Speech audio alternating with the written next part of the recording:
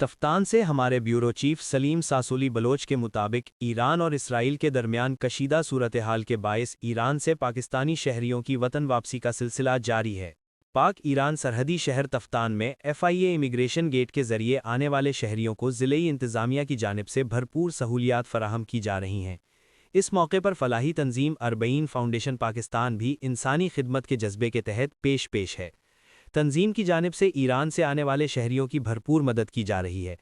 گزشتہ رات فاؤنڈیشن کی جانب سے تقریباً 500 افراد کے لیے کھانے پینے اور کمبل کا انتظام کیا گیا تاکہ مسافروں کو آرام اور سہولت میسر آ سکے، اور ننھے منھے بچوں کے لیے جوس کا بھی انتظام کیا گیا ہے۔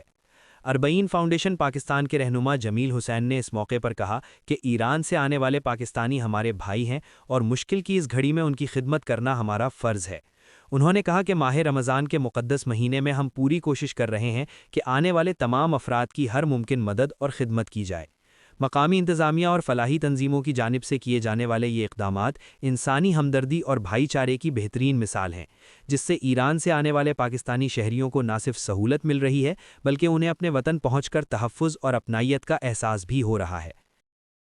تازہ ترین خبروں اور تبصروں کے لیے voice of Makran YouTube channel, Facebook page اور واٹس ایپ چینل کو فالو اور سبسکرائب کیجیے۔